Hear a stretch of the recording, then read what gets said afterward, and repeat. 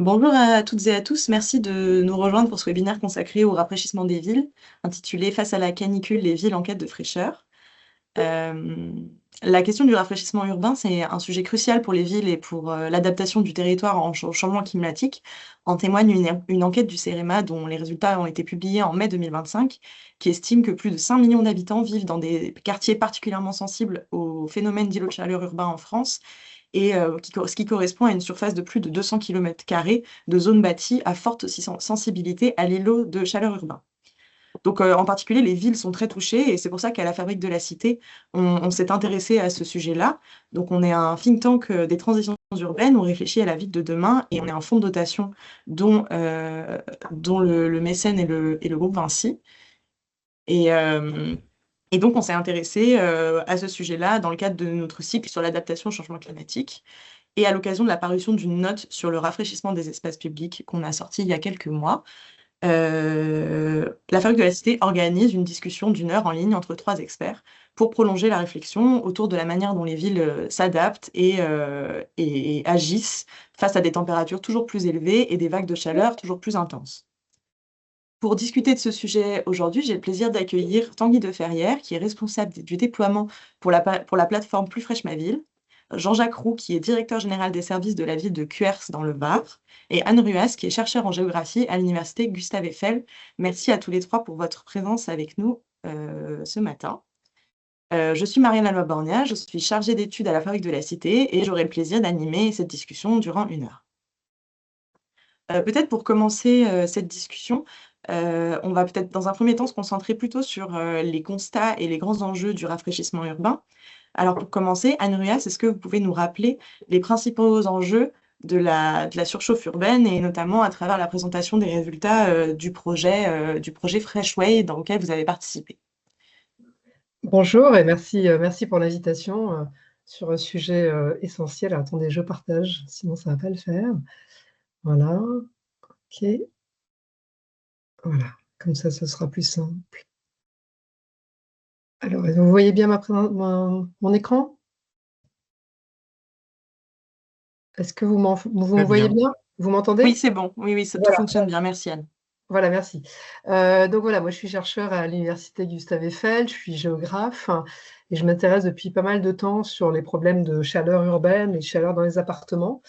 Et du coup, on a lancé un projet financé par l'ADEME pour travailler sur comment les villes intègrent le rafraîchissement dans leur politique. Et on a essayé de voir comment était l'évolution des villes sur les 10-15 dernières années. Alors, le but de ce projet, c'était de mieux comprendre les rythmes du rafraîchissement, les freins, les stratégies que mettent en place les villes, les opportunités pour mettre en place ces solutions pour arriver à lutter contre la chaleur estivale. Et on avait aussi l'enjeu de voir comment on pouvait décrire ces trajectoires et proposer des solutions pour y arriver mieux. Alors le projet, il est à sa fin. On est en train de rédiger les rapports finaux et on fait une présentation dans 10 jours des principaux résultats. Donc c'est toute une équipe de chercheurs qui sont des urbanistes, des architectes spécialisés dans les projets urbains, des gens comme moi qui ont fait beaucoup de modélisation et qui ont étudié le climat, ou des géographes et aussi des aménageurs. Donc c'est une équipe à plusieurs analyses sur le sujet. Alors on a pris pour ça, on a fait vraiment une analyse terrain et on a regardé différentes collectivités, donc certaines au nord et certaines au sud. Et on a pris des villes pas trop grandes, et avec des références. On a un petit peu étudié des métropoles parce qu'elles sont importantes et elles sont un peu des références. Donc au nord, notre métropole, c'est évidemment Paris, notre ville référence. Et puis on a 3 villes qui sont en banlieue parisienne et qui ont des caractéristiques différentes. Donc la plus éloignée par rapport à Paris, donc la plus verte, c'est Ponto-Combo, puis Sarcelles et Montreuil. On a fait la même chose au sud, on a pris Montpellier et Castelnau, Castelnau étant une ville qui touche Montpellier. Et on a analysé la densité de population qui montre en fait les risques qui sont pris, parce que c'est la densité de population qui va définir en fait l'impact. Et puis ce qu'on appelle la sensibilité canicule, donc les prévisions d'îlots de chaleur urbains qui sont faites sur ces collectivités et qui donnent des risques différents. Et pour ça, on a plein d'éléments qui commencent à émerger aujourd'hui. Je montre juste des cartes qui ont été faites à droite par l'Institut Paris Région, à gauche a été fait aussi dans le cadre d'un projet de recherche, qui montre donc à gauche Castelnau à côté de Montpellier, puis à droite, tout le monde reconnaît. Alors très proche de Paris, Montreuil, un peu au nord, Sarcelles, et à l'est, Ponto-Combo, avec un environnement végétal très différent. Donc des situations différentes par rapport à la chaleur estivale. Alors notre regard, on avait différents regards. On essayait de voir comment la collectivité s'engageait. Donc ça, c'est le premier point d'attention. Le deuxième, c'est comment évolue l'espace physique, comment il a évolué ces dernières années, et en particulier la part du minéral et du végétal, sachant que plus une ville se minéralise, plus elle est chaude l'été. Ce qui est fait au niveau des planifications, on a regardé justement les règles qui favorisent le rafraîchissement urbain. Et puis, on a regardé aussi ce que les villes avaient fait concrètement, quel type de solutions elles avaient mis en œuvre. Alors, sur la trajectoire de l'espace physique, qui est le plus important, en fait, d'une certaine façon, c'est que les villes, c'est d'étudier en quoi les villes se sont minéralisées pendant cette échelle de temps qu'on a étudiée, donc à peu près 13 à 14 ans, hein, selon les données qu'on est arrivé à obtenir. Donc entre 2008 et 2022 ou 2021, on a étudié l'évolution de la minéralité. Et donc, ça nous permet de regarder deux choses. La première des choses, c'est la minéralité d'une ville. Donc là, on voit bien que Ponto-Combo, qui a 20% de sol recouvert de routes et de bâtis, est moins minéral que Montreuil, qui est beaucoup plus minéral. Donc, toutes les villes ne se sont pas identiques dans leur capacité, dans leur positionnement et leur capacité à emmagasiner de la chaleur. Parce qu'une ville, plus elle est minérale, plus elle est chaude. Mais ce qui était important au-delà de ça, donc on peut à ce moment-là hiérarchiser le degré de minéralité des villes, mais aussi de regarder les évolutions sur les dernières années. Et on voit que certaines villes, finalement, ne sont pas tellement minéralisées. Alors ça, c'est normal, Montreuil, il n'y a plus beaucoup d'espace, donc Montreuil, c'est assez peu minéralisé. Mais on voit que Ponto, Combo, Sarcelles ont eu 27-28 hectares qui se sont minéralisés, donc qui est quand même l'équivalent de 38 à 40 terrains de foot. Et Castelnau, c'est encore plus minéralisé, avec 37 hectares. Avec un équivalent de 53 terrains de foot qui ont été minéralisés. Donc, ce qui est quand même beaucoup sur la collectivité. Donc, une évolution qui est quand même pas très favorable. Bon, après, ça s'explique. On est allé regarder de plus près pourquoi, qu'est-ce qui avait changé. Donc, à gauche, l'image de gauche, ça montre un tram qui a été construit. Et tout autour du tram, il y a eu une densification pour héberger des nouvelles populations qui bénéficient du tram. Donc là, on voit une densification, une minéralisation. Après, c'est un centre commercial, c'est une zone d'activité qui s'est développée, et donc beaucoup de minéralités qui ont été rajoutées. L'avant-dernier, c'est un écoquartier qui a été construit sur une zone agricole. Donc là, la minéralité est quand même moins forte que le premier élément, donc la première image. Donc il y a une minéralité, mais peut-être plus raisonnée, parce que c'est un écoquartier avec plus d'espace vert. Et puis à droite, c'est la densification, donc des parcelles qui ont été coupées et reconstruites, donc c'est le phénomène du BIMBY. On a vu ça, on a regardé en fait ces phénomènes qu'on connaît, hein, mais comment ils se produisent. Là, sur la zone de Potonkobo, il y a plutôt eu, la ville a plutôt gagné sur ces espaces agricoles ou forestiers, avec des extensions de zones urbaines, des extensions de la ville et en bas à droite, quelques maisons qui ont été transformées par des bâtiments à 3 étages, mais ça reste assez marginal. Donc c'est plutôt une extension de la ville. Voilà. Donc ça, c'est le premier regard, c'est en quoi une ville s'est minéralisée, comment elles se sont minéralisées, ces villes-là. Et après, ce qui est intéressant, c'est de regarder le PLU, parce que le PLU accompagne en fait l'évolution des villes. Et il y a un indicateur qui est très important, c'est le pourcentage de pleine terre. Donc quand ce pourcentage de pleine terre est élevé et bas, le pourcentage de pleine terre, c'est combien on impose de garder de pleine terre quand il y a un permis de construire. Et quand le pourcentage de pleine terre est bas, donc 20-30%, finalement, on se rend compte que les arbres sont détruits et on n'arrive pas à garder un bon niveau de végétalisation. Et donc, on a étudié l'évolution de ces PLU sur la période d'études, et on voit quand même une évolution relativement positive, hein, enfin très positive pour Ponto-Combo et Montreuil, où il y a vraiment un effort d'augmenter les pourcentages de pleine terre pour arriver à des pourcentages de 40, 50%, et c'est vraiment là qu'on peut protéger, c'est-à-dire qu'on peut quand même minéraliser, mais on protège l'espace végétal, qui est très important.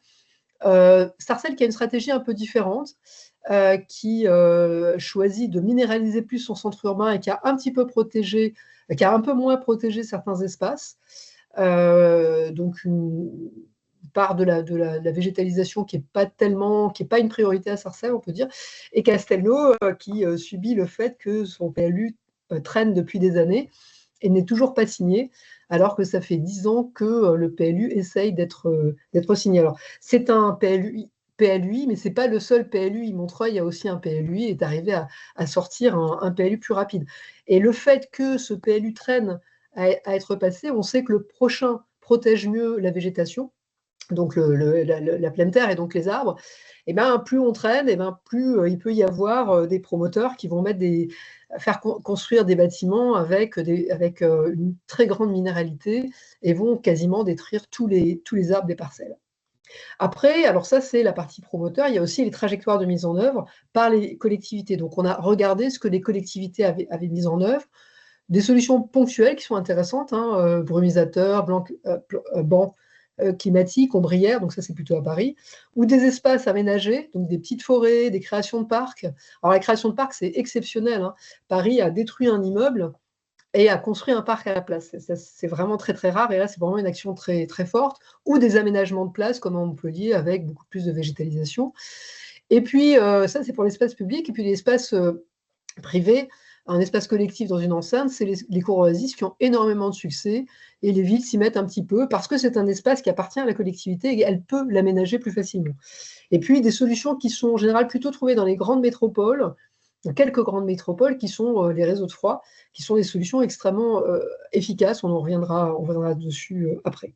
Voilà. Et on a fait en fait une synthèse, donc que je peux pas développer là parce que j'ai pas le temps, qui regarde en même temps le warning climatique, donc le risque climatique sur les étés chauds, le capital fraîcheur des villes, donc leur capital végétal, hein, qui permet de ne pas avoir trop chaud, et puis comment les villes s'y prennent pour essayer de lutter. Alors leur trajectoire de minéralité, l'état des PLU et l'évolution des PLU, surtout dans la partie pourcentage de pleine terre. Et là, on voit en général quand même un progrès. Les nouveaux PLU sont quand même plus efficaces. Et puis, ce que les villes mettent en œuvre pour essayer de lutter contre les îlots de chaleur, et enfin la chaleur urbaine. On voit quand même plus les villes sont denses et grandes, plus elles ont des stratégies. Paris et Montpellier ont beaucoup de stratégies, plantent beaucoup d'arbres, il y a beaucoup de solutions qui sont mises en œuvre. Et donc, on voit des solutions très différenciées selon les villes. Alors ça, c'est ma conclusion pour ne pas prendre trop de temps. Déjà, la minéralité augmente partout. Donc, en fait, on a une situation qui empire, puisque plus une ville est minérale, plus elle est chaude.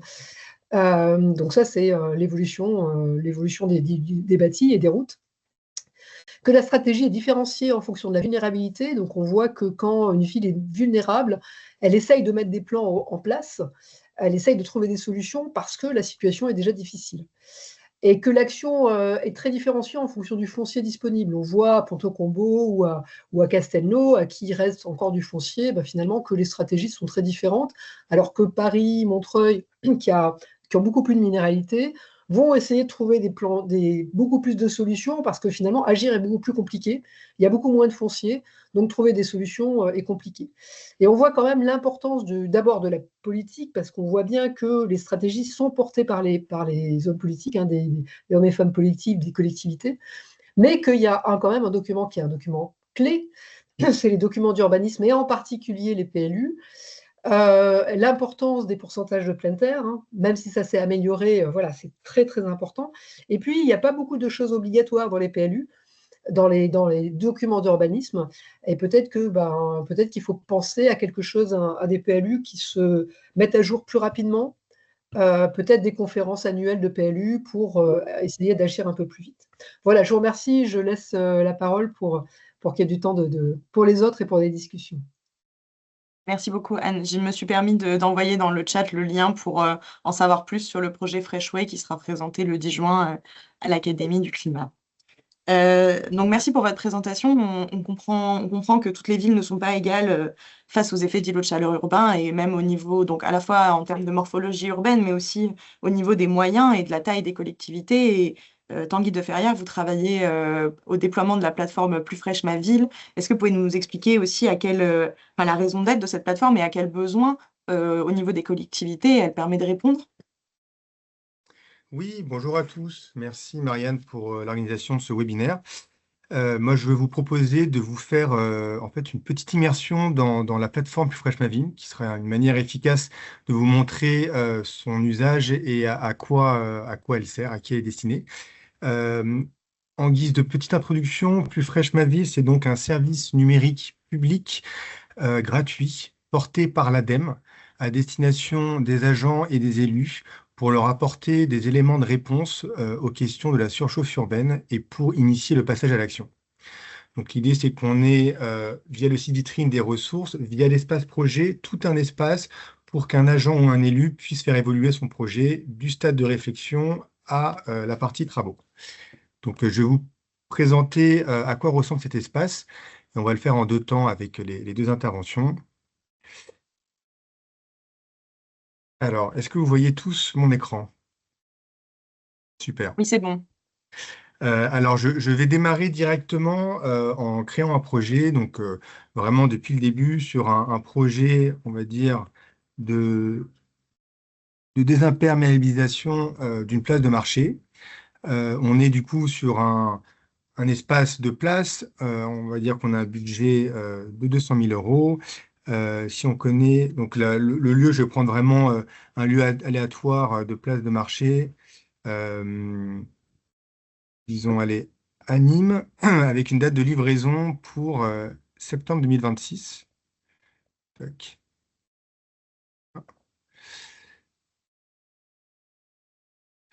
Avec un niveau de maturité vraiment de questionnement. Donc là, la collectivité se questionne sur les questions de la surchauffe. Donc ça, c'est du coup le tableau de bord où il y a les différents modules qui viendront alimenter le projet avec la temporalité, avec le cycle du projet. Le premier module, c'est vraiment celui sur l'audit climatique, qui est aussi ce que l'ADEME recommande dans toute approche du projet, en amont, mais aussi pendant et après, pour faire valoir des avant-après et comprendre l'utilité de chaque solution de rafraîchissement.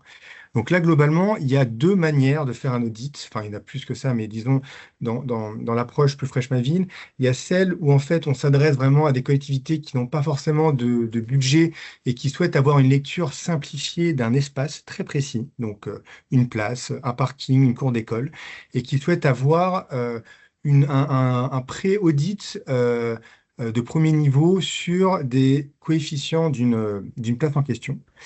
Et la deuxième, disons, approche, c'est d'avoir recours à des bureaux d'études sur des méthodes de diagnostic. Donc, je vais vous présenter rapidement la première. Donc, il y a trois coefficients. Le coefficient de rafraîchissement urbain qui globalement évalue l'impact des surfaces sur la surchauffe urbaine. Donc, qui va inclure différents paramètres type l'albédo, donc la capacité à une surface de réfléchir à la chaleur ou alors l'inertie thermique, l'évapotranspiration de l'eau, la transpiration des végétaux. Un coefficient de perméabilité, donc qui va être la capacité d'un sol à infiltrer l'eau de pluie, et le coefficient de biodiversité qui, comme son nom l'indique, évalue le potentiel d'un espace à accueillir la biodiversité et à créer que ce soit des espèces ambiantes autour d'un espace. Donc l'objectif ici, ça va être de renseigner des aspects très opérationnels d'une place, donc sur les arbres, sur la surface végétalisée au sol, sur le revêtement, s'il y a des fontaineries, s'il y a de l'ombrage, des toitures. Donc c'est vraiment une analyse simplifiée. On s'est basé sur l'outil développé par Tribu, qu'on a simplifié également. qui permet d'avoir à la fin ces coefficients. Donc là, dans notre exemple, donc c'est complètement fictif. L'idée, c'est de vous montrer vraiment l'outil et les outputs. Donc, disons qu'on a deux arbres entre 20 et 50 ans. L'âge de l'arbre va être assez impactante parce que plus il est âgé, plus il aura une capacité à créer de la biodiversité, à créer de l'ombrage, à faire de l'évapotranspiration. Donc on va dire que notre surface, elle est assez minérale. Donc on peut dire qu'on a ici 500 mètres carrés de surface d'enrobé bitumineux. On a quand même de la fontainerie. On va mettre 15 mètres carrés, encore une fois, pour l'exercice. Tout cela est fictif. On n'a pas forcément de solution d'ombrage ni de toiture.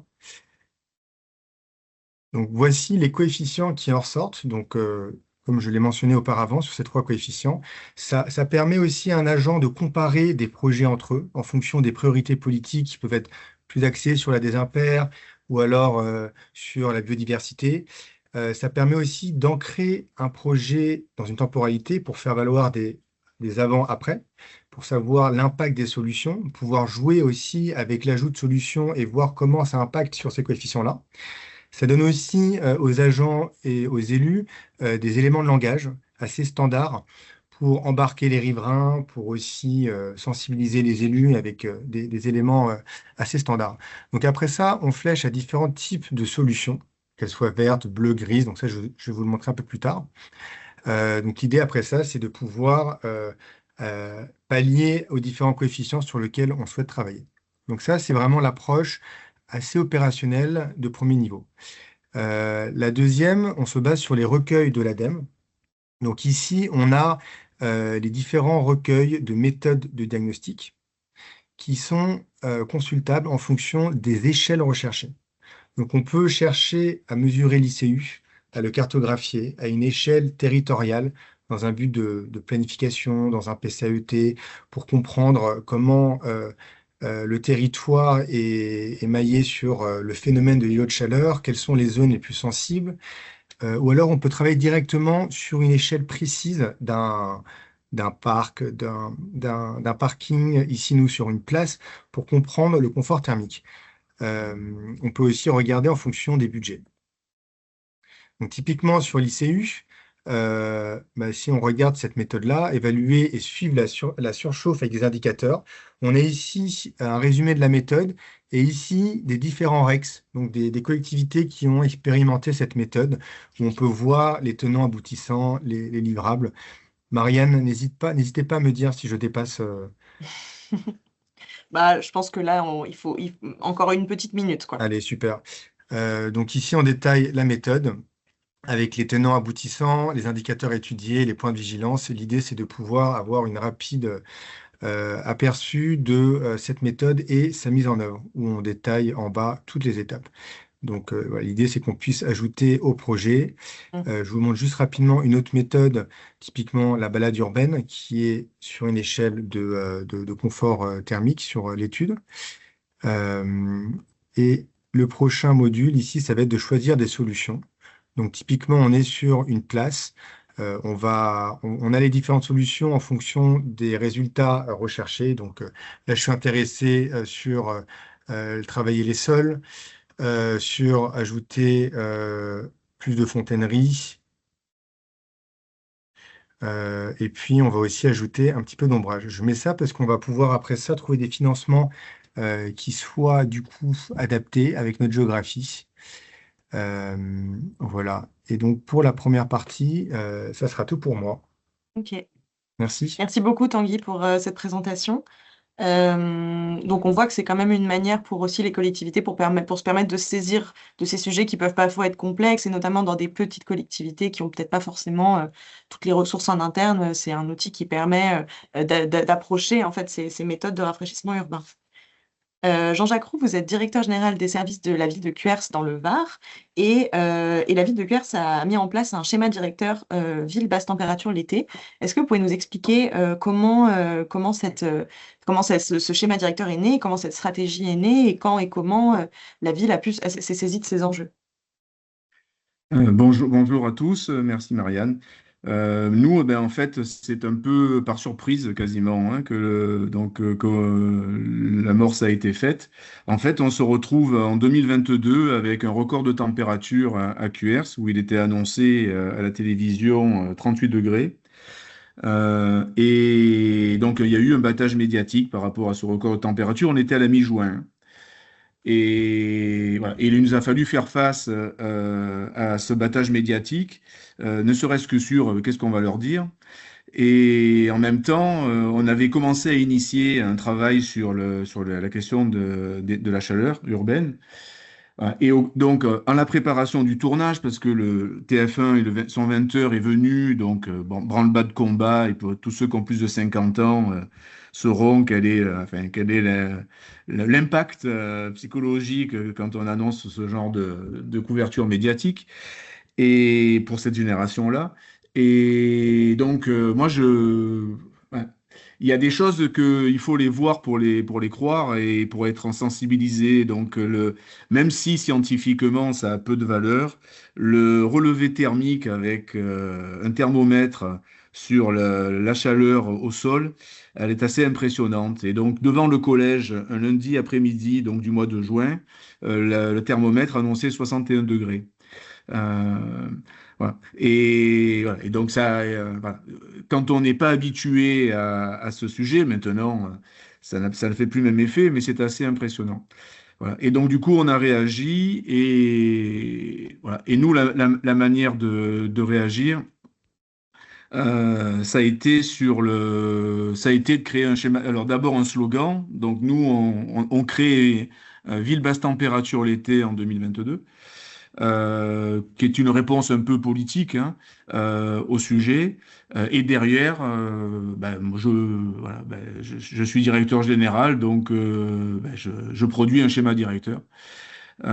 Et voilà. Et le message que je veux faire passer à tout le monde, c'est nous, les 13 000 habitants, on est ville du Sud, donc je pense on est des villes en première ligne géographiquement sur la remontée du réchauffement climatique depuis le sud de la Méditerranée. Et voilà. Nous, ville du Sud, premier exemple que je veux donner, on est habitué aux fortes chaleurs. Ça n'a rien de nouveau. La grande différence qu'il y a depuis une vingtaine d'années, c'est que d'abord, il y a beaucoup moins d'eau. Et ça date d'ailleurs pas de 20 ans, c'est un long processus. Ensuite, il y a des pics de chaleur qui sont de plus en plus élevés. Et surtout, la période de forte chaleur est de plus en plus longue. C'est ça surtout qu'il faut relever parce que ça a un impact direct sur le service public. Voilà. Nous, dans le sud, quand il faisait très chaud, c'était juillet-août et surtout août. Traditionnellement, l'activité économique et de service public était au ralenti. Voilà. Aujourd'hui, quand vous avez des 61 degrés au sol au mois de juin, des records de température de 38 degrés en septembre au mois de juin, en fait, vous êtes sur le mois de juin et le mois de septembre sur des mois de pleine activité économique et publique. Voilà. Et donc, ça a un impact donc, considérable et ça ne peut plus être traité de la même manière. Voilà. Donc, deuxième message que je veux faire passer à tout le monde, nous sommes 13 000 habitants. Donc, ce que nous faisons, et vous allez voir, hein, c'est énorme, mais c'est aussi très modeste hein, par rapport à l'ampleur du phénomène, même sur une ville que de 13 000 habitants. Mais 13 000 habitants, on peut faire beaucoup de choses comme action pour amortir. Voilà. Et nous, on a pris le sujet en se disant qu'il était inutile et complètement vain et stérile de chercher à discuter de la faute à qui, le réchauffement climatique, l'homme, pas l'homme, etc. Les acteurs économiques, la population, les acteurs publics sont confrontés à un réchauffement climatique, sont confrontés à une surchauffe urbaine qui pose la question de la supportabilité du tissu, de la vie urbaine 4 mois dans l'année pour chez nous. Donc, qu'est-ce qu'on peut faire? Et donc, je ne sais pas si c'est suffisamment, parce que je ne sais pas où est la fonction pour mettre en panorama complet. Donc, je vous ai mis, je ne sais pas si Marianne, vous pouvez m'aider. Non, c'est bon, on Donc, voit parfaitement, on voit tout. bon, allez, parfait. Donc, je vous ai mis à l'écran donc le schéma directeur que nous avons bâti. Et donc, pour l'expliquer extrêmement rapidement, donc en partant de la première bulle en bas à droite, c'est que nous avons, en termes de puissance publique, pour nous, nous avons 4 domaines d'action immédiats, très opérationnels. Le premier domaine, c'est adapter nos rues. Le deuxième domaine, c'est adapter nos bâtiments. Après, j'y reviendrai. Le troisième domaine que j'ai mis parce que parce qu'il y a de la pratique, il y a de la vie, c'est les aires de sport et de loisirs et qui sont presque structurellement, en tous les cas chez nous, peu arborés, et pas que chez nous d'ailleurs. Et ce qui a été vu très bien avec Madame Ruas tout à l'heure, voilà, on ne peut pas agir sur une ville si on n'associe pas le secteur public et le secteur privé. La ville ne peut changer qu'avec les acteurs privés. Et donc en conséquence, le seul outil, le seul levier que nous avons vraiment efficace pour influer et intervenir sur le privé, que ce soit les particuliers ou que ce soit la vie économique ou que ce soit la promotion immobilière, c'est par le PLU. Et donc par conséquent, le PLU a été identifié comme étant des leviers d'action. Et puis après, à partir de la première année, on a rajouté une cinquième bulle, une cinquième domaine, qui est promouvoir, parce qu'il y avait tout un volet communication, il y avait tout un volet promotion de la démarche, et pas en termes de notoriété, mais en termes aussi de mise en réseau. Et notamment, par exemple, nous sommes depuis le départ associés, entre guillemets, avec la start-up le plus fraîche ma ville. Parce que et je fais sa promotion en direct. Deux des grands atouts de l'application Plus fraîche ma ville, c'est d'une part c'est gratuit, ce qui est très rare quand les collectivités locales cherchent une prestation. Et deuxièmement, c'est basé intrinsèquement et structurellement sur du retour d'expérience. Voilà. Donc, dans le domaine promouvoir, il y a cette volonté, en fait, de se mettre en réseau et de faire du partage d'expérience, qui est une richesse monumentale en France et qui est très peu exploitée. Voilà. Que ça soit pour sensibiliser ou pour gagner du temps, la mise en réseau et le retour d'expérience, c'est fondamental. Voilà, donc voilà comment nous sommes organisés. Et en fait, vous avez au travers d'un schéma directeur, pour cette première partie, jusqu'au temps que jusqu'à ce que vous m'interrompiez, et n'hésitez pas à le faire. En fait, on a déployé ce que toute collectivité fait en général et doit faire, c'est-à-dire un plan pluriannuel d'investissement. Voilà. Donc un plan pluriannuel d'action qui se traduit par un plan pluriannuel d'investissement et avec la volonté d'intervenir dans chacun des domaines. Donc j'apporterai quelques précisions donc sur ma deuxième intervention là, année par année. Mais vous voyez que adapter nos rues, ça consiste à travailler sur le revêtement des trottoirs et des chaussées, travailler sur l'ombre dans les rues. Et donc l'ombre, il y a l'ombre naturelle et végétale, mais qui n'est pas adaptée à toutes les rues. Et donc il y a aussi de l'ombre artificielle par le biais des ombrières. Ça, c'est pour adapter nos rues. Adapter nos bâtiments, c'est la manière dont ils sont construits, c'est la pleine terre qui reste autour, est-ce qu'on les protège par des brises de soleil, par des couleurs particulières, par des matériaux particuliers, est-ce qu'il y a des arbres autour? Donc c'est tout ça autour des bâtiments, là c'est public, les bâtiments publics, c'est par le PLU qu'on attaque les bâtiments privés. Adapter nos aires de sport et de loisirs, c'est la même chose. Hein, c'est la même chose que pour adapter nos rues. Hein, c'est reconstruire des jardins publics et nous, par exemple, on a un où il y a un grand pré. Donc, c'est très bien pour que les enfants s'égayent sur la totalité. Mais l'été, c'est un four. Et on a un certain nombre de jeux, par exemple, qui ne sont pas protégés du soleil. Donc, quand on prend des mesures thermiques, on est entre 50 et 60 degrés. dès qu'il fait chaud, c'est-à-dire quasiment 4 mois. Donc ce sont des jeux qui sont inutilisables. Voilà, donc ça, c'est adapter nos aires de sport et de loisirs. Voilà. Et la réglementation, je l'ai dit, c'est le PLU. Donc, il y a la difficulté pour toutes les collectivités qui sont en interco. Nous, on est en interco, mais à un niveau qui nous permet d'avoir encore le PLU. Quand on est en PLUI, voilà, c'est plus Oui. difficile puisque c'est un levier que l'on garde, mais qui est transféré chez quelqu'un d'autre. Donc, c'est moins souple. Donc, Mhm. là-dessus, par rapport à Madame Ruas, mais éventuellement tout à l'heure, je le redirai. Donc nous sommes partis en modification du PLU spécial ville basse température. Voilà, ce qui est un format qui permet de le faire en un an et demi, alors que si on attaque par une révision, il y en a pour des années. En plus, pour les collectivités locales, il y a des municipales l'année prochaine. Voilà. Et donc, une révision, elle est forcément interrompue par Mhm. les élections municipales.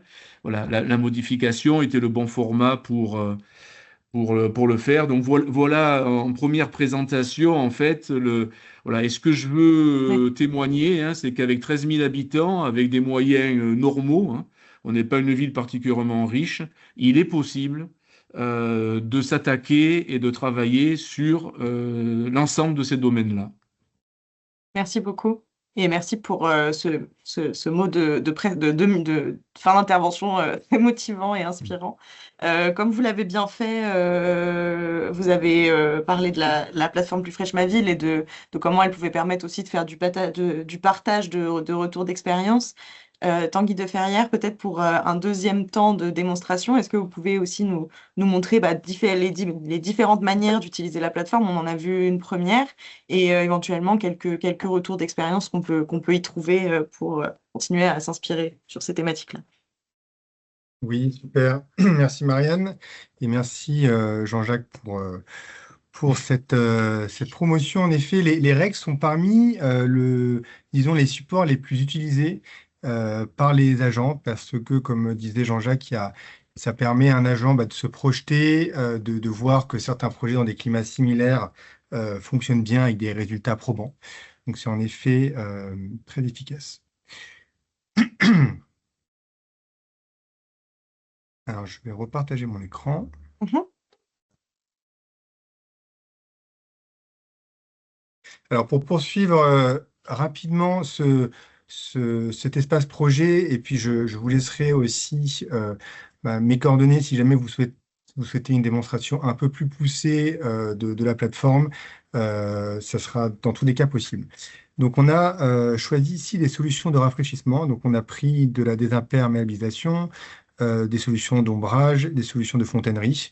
Donc là, l'idée, ça va être de faire une rapide estimation d'un budget. Donc là, le but de cette partie, c'est encore une fois, on est dans le premier niveau, c'est d'aider l'agent à appréhender le chiffrage avant d'aller voir une AMO, directement un maître d'œuvre, pour avoir des fourchettes. Donc là, typiquement, sur la solution de fontainerie, on partait, on va dire, on part sur un plus grand projet de 25 mètres carrés de fontaine. Donc là, on est vraiment sur du confort thermique. Sur la partie ombrage, on peut partir sur disons, euh,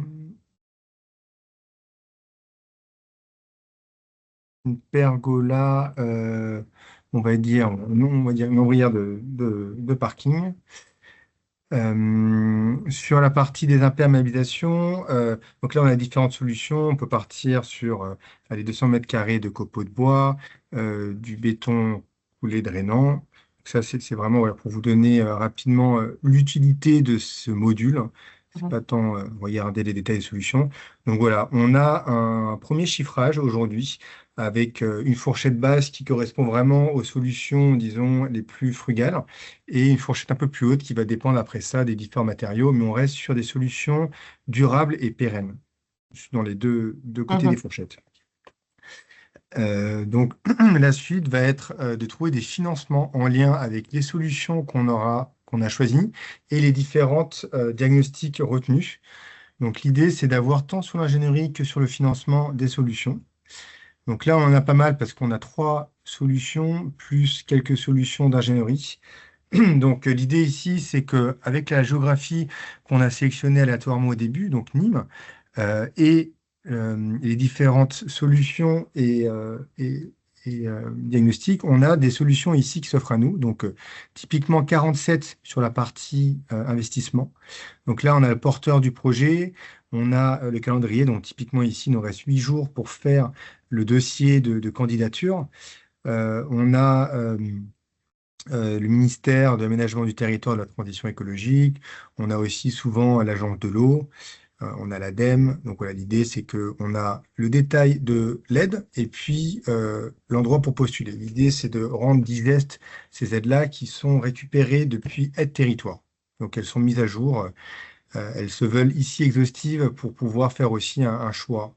Donc là, on est sur la partie soutien à l'ingénierie avec des aides de la Banque des Territoires, du CEREMA. Donc voilà, on peut les sélectionner. L'idée, c'est que entre agents et parties prenantes du projet, on puisse avoir accès au projet et regarder tout ce qui a pu être sélectionné pour challenger, pour le faire évoluer. Et le dernier module, c'est un annuaire qui regroupe tous les projets en cours et terminés sur l'espace de Plus Fraîche Ma Ville. Donc l'idée, c'est qu'on puisse, en tant qu'agent ou élu, rentrer en relation avec un autre porteur de projet. On peut chercher par espace, par statut du projet. Donc typiquement, je regarde ici, on peut trouver un projet sur la place de l'église à un niveau de maturité de priorisation des solutions. Donc, il y a une réflexion sur comment prioriser, quelles solutions choisir. C'est cet agent-là qui travaille sur ce projet. Donc, on peut rentrer en relation avec cet agent pour partager les bonnes pratiques, peut-être dans un climat similaire, comment ont été appréhendées les espèces. Enfin, voilà. L'idée, c'est de favoriser la mutualisation d'informations.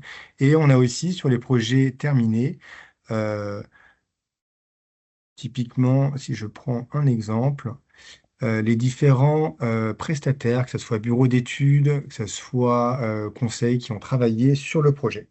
Donc l'idée, c'est de faire valoir avec des REX des intervenants, des agents. Donc ça, c'était vraiment la partie module et la partie REX. Donc on a une partie qui est dédiée sur faire valoir les projets. Donc on peut les chercher aussi par les places. Donc typiquement, dans notre exemple, on était sur une place. On peut aussi regarder par région. Et on a du coup les REX sur des projets de solutions de rafraîchissement. Mais on a aussi des REX ici. Donc là, on est sur l'espace statique de diagnostic. Donc de REX de villes qui ont utilisé des méthodes de diagnostic. Donc typiquement Toulon et la Seine-sur-Mer qui ont mis en œuvre les balades sensibles, les balades urbaines, où du coup, dans chaque méthode, on peut voir les coûts, combien de temps a duré la méthode, quels étaient à la base les objectifs. C'est souvent une combinaison d'ailleurs de méthodes, donc on peut voir celles qui ont été mises en œuvre avec les résultats. Voilà de mon côté. Merci beaucoup. Merci beaucoup, Tanguy.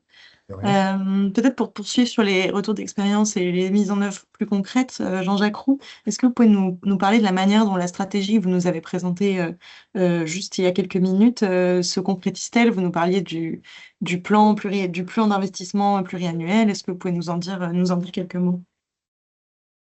Oui, je vais essayer de partager en même temps. Donc effectivement, le schéma directeur, en fait, il se décline par plan pluriannuel d'action. Donc il y a beaucoup d'actions qu'on retrouve dans ce qui vient d'être présenté au travers de l'appli Plus Fraîche Ma Ville. Et donc pour chaque domaine, en fait, on essaye de construire chaque année un certain nombre d'actions. Donc je vais vous présenter très rapidement donc 2023 et 2024 et 2025, ce qui vous permettra de tous d'avoir une illustration de ce qui peut être fait et de quoi on parle très concrètement. Alors, donc, c'est dans le désordre, mais peu importe, pas des années, mais de l'ordre dans lequel on les a fait. Donc, il y a un sujet principal, notamment quand on prend une température au sol aux 60 degrés, qui est l'utilisation massive de l'enrobé noir sur les trottoirs et sur les chaussées. C'est le moins cher. et c'est le plus utilisé. Et bien, quand on vous explique un peu comment fonctionne l'absorption de la chaleur et sa restitution suivant les couleurs par rapport donc à la lumière, eh bien, vous savez très vite que entre un enrobé ocre, tel que vous le voyez à l'écran, Mm. et un enrobé noir, c'est à peu près 15 degrés d'écart de température au sol. Malheureusement, pour un coût 2 à 3 fois supérieur. Voilà. Et donc, on a fait un Rex assez tôt dans le Plus fraîche ma ville sur le sujet. Et on a un retour négatif, nous, en fait, sur cette solution-là. Donc, j'en profite pour faire un retour d'expérience négatif. Hein. Il n'y a pas que des choses qui marchent. Parce que, notamment dans le sud, en fait, comme il y a peu de pluie, l'enrobé ocre, pour sa partie chaussée, en fait, il s'encrasse assez vite du fait de la gomme des pneus. Et donc, conséquence, d'abord pour la population, ça fait de suite sale. Donc, cette couleur ocre, elle reste pas longtemps. Et ensuite, avec le noircissement d'un côté de l'enrobé ocre et le fait qu'au contraire, par la luminosité, l'enrobé noir, en fait, il s'éclaircit au fil du temps, on se retrouve sur un différentiel de 4-5 degrés au bout d'un an, alors que ça a coûté 2 ou 3 fois plus. Donc, on a abandonné, nous, l'enrobé ocre sur la chaussée. On l'a gardé, par contre, sur le trottoir pour Mhm. voilà, pour le bien-être des piétons. Donc, comme dans beaucoup de collectivités, quand vous voulez travailler sur plus fraîche ou basse température, ben, vous commencez par replanter des arbres. Donc, nous, on a un programme d'arborisation d'à peu près d'une trentaine d'arbres par an pour le centre-ville. Hein. Et on a d'abord attaqué tous les endroits. Il y en avait 26 la première année en 23 où les arbres avaient été coupés, n'avaient pas été remplacés au fil des années. Et donc voilà. Donc on est dans la renaturation de la ville, ce qui impacte aussi la question de l'eau. Hein. Mais j'ai pas le temps de l'expliquer. Il est bon, enfin d'aller plus loin. Il est bon aussi de travailler un peu scientifiquement. Et donc nous, on s'est adossé à un bureau d'études qui s'appelle CEREG pour avoir un diagnostic plus scientifique sur les îlots de chaleur du centre-ville, et donc par conséquent les points principaux à attaquer, entre guillemets, par des ombrières, la plantation d'arbres, les changements de revêtement.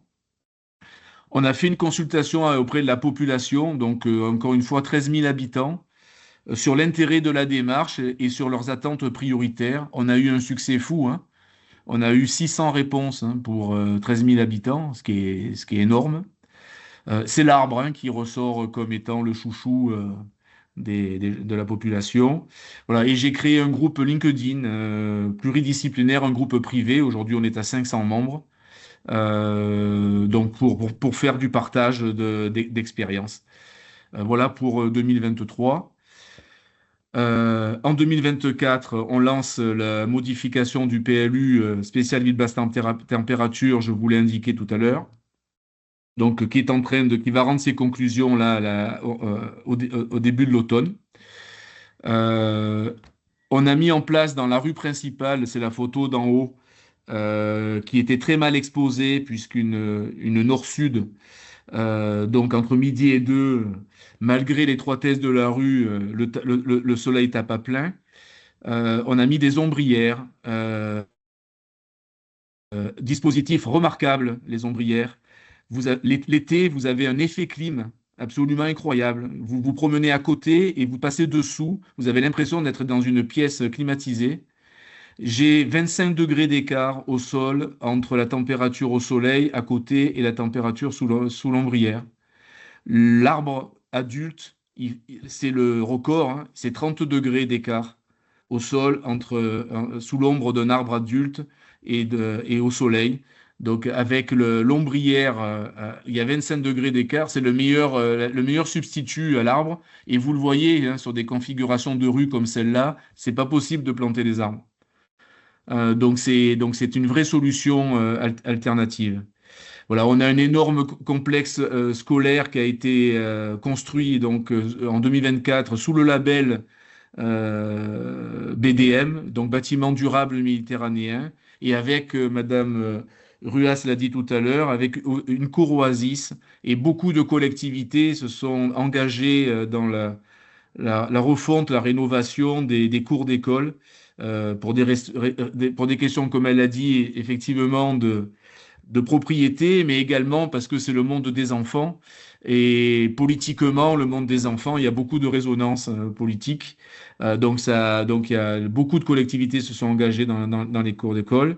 Nous, on a mis en place, comme d'autres collectivités, le permis de végétaliser voilà, pour faciliter le retour de la petite nature dans les rues du centre-ville, pour encourager les particuliers. Voilà. Et nous avons organisé l'année dernière le premier salon professionnel Ville Basse Température. Donc il y avait une présentation aussi de Plus fraîche ma ville, voilà, qui a eu un beau succès, hein, puisqu'il y a eu à peu près 300 personnes regroupées. Là, on fait la deuxième édition en septembre, le 17 septembre.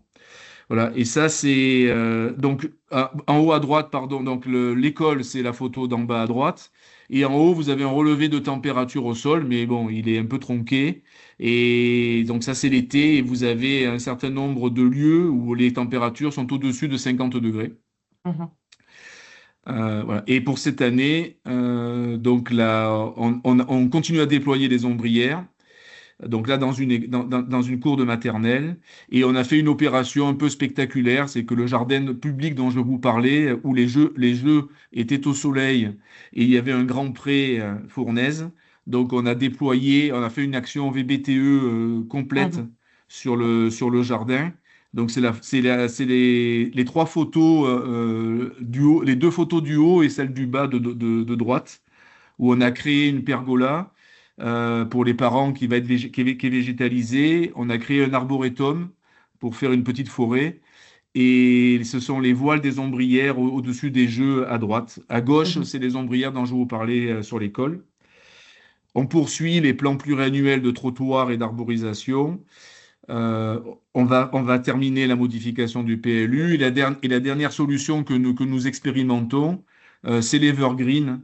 L'Evergreen, c'est le fait d'enlever le bitume sur le parking et de le remplacer par un système par gravier, Mhm. ce qui absorbe beaucoup moins la chaleur et qui en plus permet la perméabilisation et l'infiltration de l'eau de pluie dans le sol. Et ce qui est intéressant, c'est qu'on le fait en partenariat avec l'entreprise. Et on a planté l'année dernière des arbres sur le parking et à proximité des places qui ont été libérées. Et donc, on va avoir un suivi chaque année de la croissance des arbres qui sont restés à proximité du bitume par rapport à la croissance des arbres qui sont maintenant avec le système d'Evergreen au pied, en voyant s'il y a un différentiel de développement de ces sujets. Voilà, en faisant très vite, hein, Mhm. et en limitant mon intervention, la matérialisation en fait du schéma directeur et de ce qui peut être fait chaque année dans une ville de 13 000 habitants. Merci beaucoup. Peut-être pour élargir le propos de la fraîcheur des espaces publics à la fraîcheur aussi à l'intérieur des logements, qui est aussi une vraie problématique auquel les villes sont confrontées. On a beaucoup parlé de précarité énergétique pour l'hiver, mais aussi pour l'été. Anne Ruas, vous vouliez aussi nous dire quelques mots sur l'importance de penser et de planifier le rafraîchissement de l'intérieur des logements aussi dès maintenant, avant que l'urgence Oui, se présente à nous. vous m'entendez bien? Vous Oui, voyez on ma vous entend très présentation? bien. Voilà. Donc moi, je vais vous parler d'un autre projet de recherche qui est un peu plus ancien, qui est dû au fait que moi, j'habite Paris-Centre et j'ai assez mal vécu la canicule de 2003.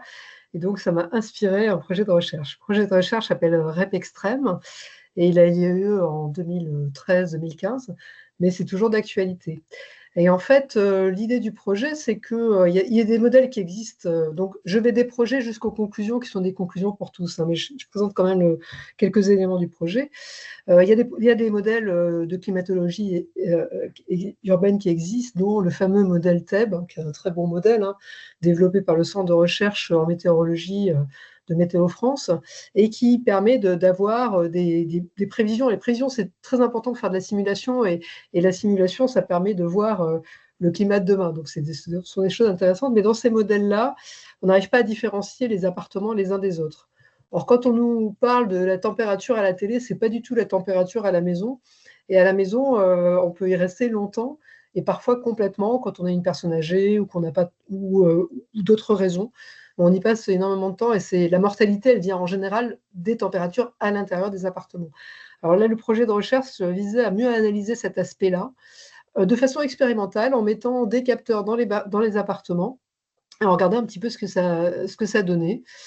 Et en faisant en même temps, en regardant en informatique comment il fallait le faire, mais aussi si on ne pouvait pas bâtir des fonctions de dangerosité en fonction de la température et de l'appartement. Voilà. Et en fait, pour ça, on a mis des capteurs dans différents appartements d'un même quartier. Ça, c'est important parce que les quartiers sont un petit peu homogènes en température. Et en tous les cas, donc, il y avait pour plusieurs appartements des capteurs à l'intérieur des appartements et juste dehors. Donc, on voyait comme ça leur cycle. Ça, c'est en été 2015. Et en fait, il y a une première vague de chaleur au début du mois. Ça, c'est tout le mois de juillet.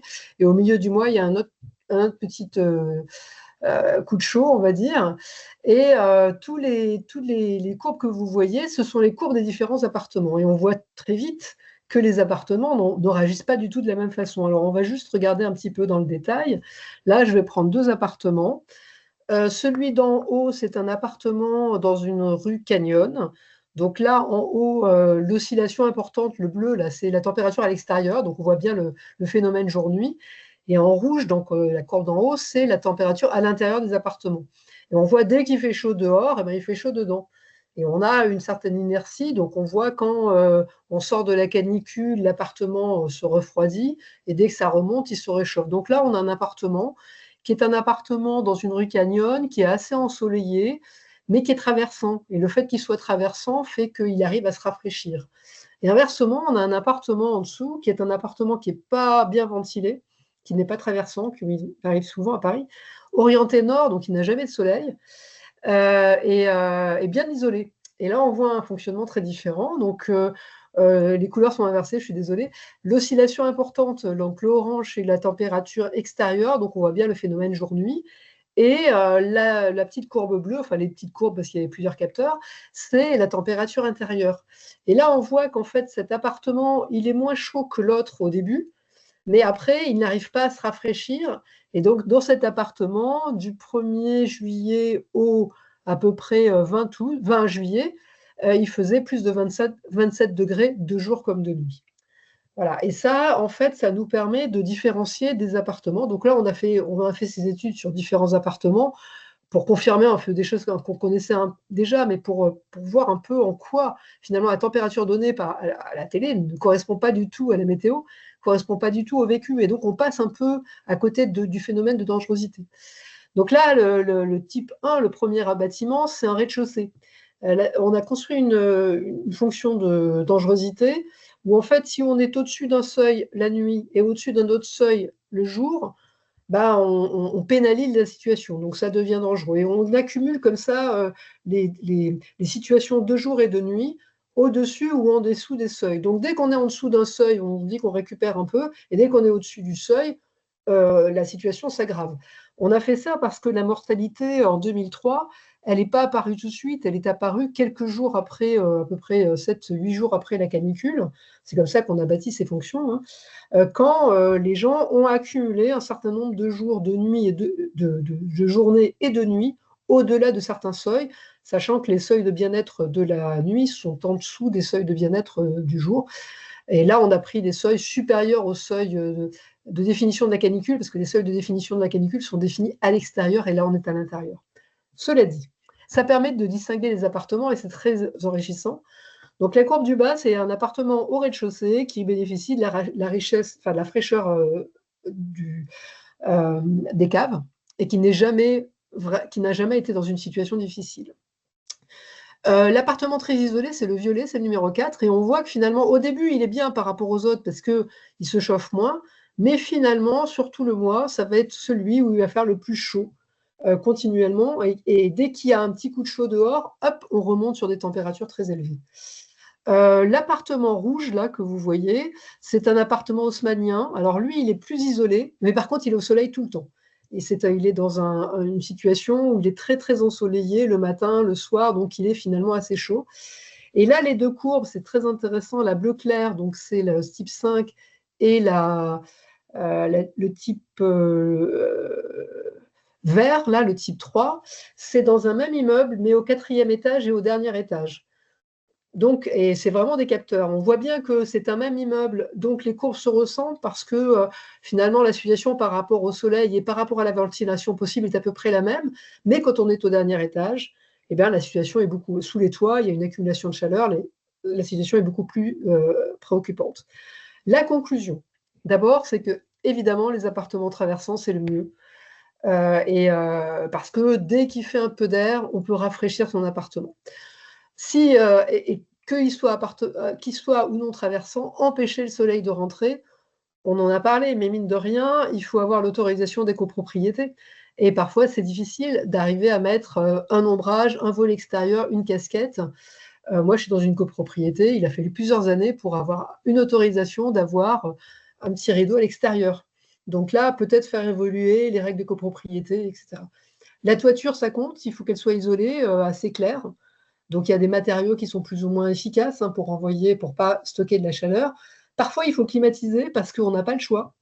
Une climatisation intéressante, c'est les réseaux de froid, parce que c'est un système qui est peu énergivore.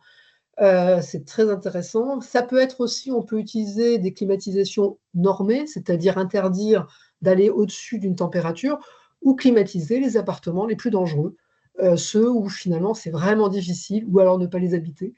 Mais là, il y a vraiment des situations qui sont vraiment très embêtantes, enfin très dangereuses. Et puis, aménager les espaces pour les périodes de crise. On peut avoir comment dire, des dômes de chaleur, comme il y a eu au Canada, il faut pouvoir accueillir les gens. Et les gens, ils ne vont peut-être pas aller dans une salle fraîche s'il n'y a qu'une seule salle fraîche. Peut-être trouver des solutions, des parcs ouverts et sécurisés pour qu'on puisse y aller la nuit. Donc, il y a des solutions à mettre en place pour passer ces périodes qui vont se multiplier. On a plein de modèles qui le montrent, et particulièrement dans les grandes villes, parce que c'est difficile de quitter la grande ville. Donc, il faut vraiment, vraiment se mettre à travailler sur ce sujet-là. Oui. Voilà. Et donc la boucle est bouclée. Intéressant de rafraîchir aussi les espaces publics pour qu'ils puissent devenir des espaces refuges pour les personnes qui n'ont pas forcément des conditions correctes dans leur logement en cas de forte chaleur. Et ils sont nombreux. Oui, oui, tout à fait. Eh bien, merci Anne et merci à tous les trois pour vos présentations. Il est 13h02, donc on va se dire qu'on prend quand même quelques questions. S'il y a s'il y a des questions qui ont été adressées dans le chat, moi j'en ai repéré une qui, je pense, s'adresse plutôt à Monsieur Roux, qui s'interroge sur l'utilisation des températures de surface ou de ressenti pour choisir quels aménagements seraient les plus pertinents. Qui s'interroge voilà, sur la pertinence d'utiliser les températures de surface pour évaluer l'impact des aménagements. Je répondrai que simplement que je pense qu'il y a deux méthodes qui se complètent. Il y a les bureaux d'études qui peuvent réaliser, ils réalisent des diagnostics thermiques scientifiques. Donc, où on a bien aussi, quand on travaille aussi sur les bâtiments, parce que tout ce qu'a dit Madame Ruas. Et de l'autre côté, il y a, oui, il y a le comportement presque individuel par rapport à la chaleur et le fait qu'il y a des vulnérabilités dont il faut aussi tenir compte. Je pense notamment aux personnes âgées et aux enfants, où la supportabilité de la chaleur n'est pas la même suivant dans quelle tranche d'âge vous êtes et dans quelles conditions physiques vous êtes. Donc c'est un condensé des deux, mais vous savez aussi que quand on s'adresse à la population, il faut être simple. Voilà. Et psychologiquement, le pistolet thermique, même s'il a qu'une valeur très relative, il est quand même très utile. Voilà. Et ne serait-ce qu'en faisant des différentiels entre la surface exposée et la surface non exposée ou moins exposée, ça permet d'avoir des notions et des ordres de grandeur qui permet de faire les choix. Après, sur les choix proprement dit entre plusieurs solutions, malheureusement, c'est d'abord des questions de coût. Voilà. Les solutions durables, elles sont toutes plus chères, hein. Voilà, on va pas se mentir, si vous m'excusez l'expression. Voilà, c'est tout vraiment plus cher. Voilà. Et donc ça c'est à prendre en compte. Et puis, je l'ai dit un petit peu pour la rue du centre-ville, il y a aussi des questions techniques. C'est-à-dire que, en fait, je pense que Tanguy, par exemple, me confortera dans cette position-là. En fait, il n'y a pas une solution. Il y a des solutions qui sont très dépendantes des conditions, en fait, du contexte local et du site en particulier. Voilà. Et donc, avec la dimension du coût, il y a aussi toute une dimension technique qui dépend de ce qu'on peut faire, hein. Un arbre dans une ruelle de quelques mètres, c'est pas possible. Un sol qui est encombré ou qui est pollué, c'est pas possible non plus. Voilà, il y a plein de, voilà, il y a plein de situations Mhm. qui fait on va plutôt privilégier une solution. Il faut le faire aussi avec la population. Enfin, voilà. Donc, Ouais, mais d'accord. voilà ce que je peux dire. Ok. Merci beaucoup. On a une autre question sur le sujet des lieux refuges climatiques, et qui demande si selon vous trois, cette problématique est suffisamment prise en compte par les collectivités. Ce Alors, qu'on peut dire, c'est que pardon, ouais, excusez-moi, juste intervenir, c'est que c'est obligatoire. c'est j'allais dire c'est Ah oui, Pardon, obligatoire. d'accord. allez-y, Madame Non, Ruas, non, pardon. j'allais dire la même chose. En fait, il n'y a pas le choix. C'est depuis le plan canicule. Mm, Avec le plan canicule, quand on mm. passe au-dessus d'un certain degré, la collectivité est obligée de préparer des lieux frais. Mais le problème, c'est que si, alors c'est bien, et heureusement que ça existe, le problème, c'est que si on tombe dans un événement comme le dôme de chaleur qui a eu lieu au Canada, ce ne sera pas assez grand. C'est-à-dire que aujourd'hui, les gens n'y vont pas. Ils vont un petit peu. En fait, à Paris, il y a quelques personnes qui y vont, mais c'est pas si facile que ça parce que c'est une promiscuité. Les gens n'osent pas y aller. Est-ce que c'est pour eux? Ils sont pas au courant. Donc, c'est pas évident. Mais si le problème, c'est ce que a dit Monsieur Roux, c'est aussi l'intensité. C'est-à-dire que si on a un phénomène vraiment intense et vraiment long, là, on meurt chez soi. Ouais. Donc, et là, les quelques lieux frais qu'on aura prévus, si c'est parce qu'en fait, chaque arrondissement, par exemple, a des lieux frais à Paris, hein, donc ça, c'est bien, les collectivités sont obligées, mais ça ne va pas suffire. Et donc, c'est le problème de la masse de population si on arrive à un épisode long, long et intense, comme c'est tout à fait prévu dans tous les modèles de climatologie urbaine d'aujourd'hui.